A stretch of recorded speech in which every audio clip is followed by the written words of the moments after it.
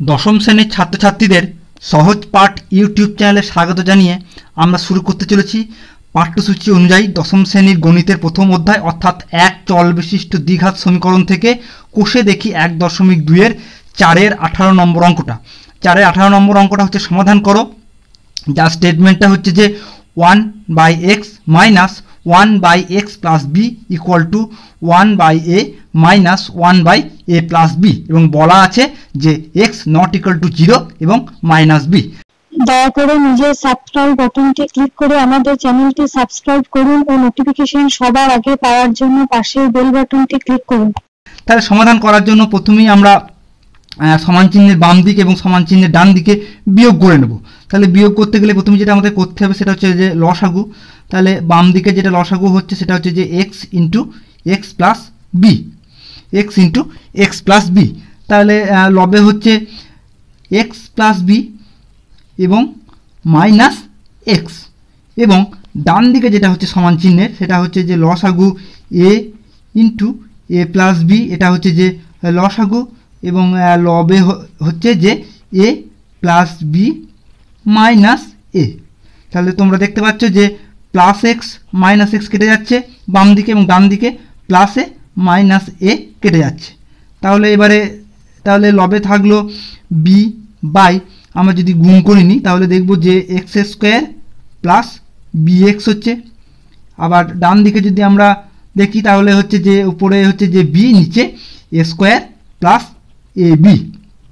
আচ্ছা, এইবারে আমরা লক্ষ্য করতে পারছি যে সমান চিহ্নের বাম দিকে এবং ডান দিকে উভয় পক্ষে লবে বি আছে, অর্থাৎ আমরা দুটি উভয় রাশিকে যদি বি দ্বারা যদি ভাগ করি তাহলে আমরা যেটা পাবো সেটা এইরকম যে 1/x square plus B X, এবং ডান দিকে যেটা হচ্ছে সেটা 1/a square plus A B.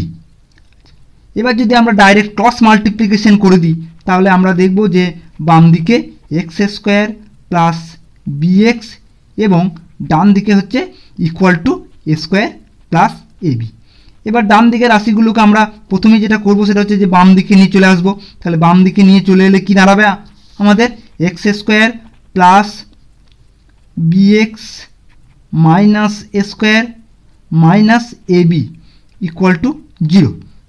এবার যদি আমরা একটু রাশিগুলোকে যদি সাজিয়ে নিই তাহলে এরকম হবে যে X square minus A square plus B X minus A B equal to 0। এবার তোমরা লক্ষ্য করতে পারছো যে X square minus A square, তাহলে A square minus B square সূত্র পড়ে আছে, এটাকে আমরা প্রথমে সূত্র ভেঙে নেব। সূত্র ভাঙলে এরকম দাঁড়াবে যে এক্স প্লাস এ ইন্টু এক্স মাইনাস এ, এবং অপর দুটি রাশি থেকে যদি আমরা প্লাস বিটাকে যদি কমন নিই তাহলে দেখা যাবে যে x minus A equal to 0। এবারে উভয় রাশি থেকে যদি আমরা এক্স মাইনাস এটাকে যদি আমরা কমন নিয়ে নিই তাহলে x minus A into X plus A plus B. তাহলে এটা হলো x plus A plus B.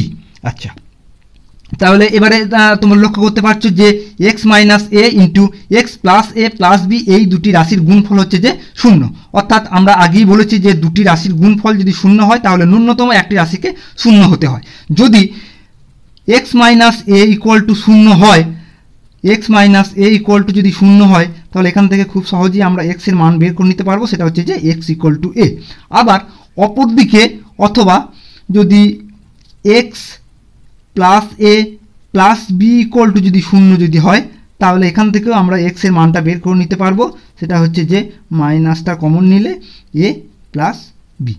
তাহলে এটা হচ্ছে যে এক্স এর মান। তাহলে এক্স এর মান এ এবং X equal to minus A minus B, অর্থাৎ মাইনাসটা কমন নিয়ে এ প্লাস বি, এই দুটি মানের জন্য উপরোক্ত সমীকরণটা কিন্তু সিদ্ধ, অর্থাৎ এক্স এর এই দুটি মানের ক্ষেত্রেই সমীকরণটাকে আমরা সিদ্ধ বলতে পারি। তাহলে আমরা এখানে উত্তর হিসেবে লিখতে পারি অতএব নির্ণেয় সমাধান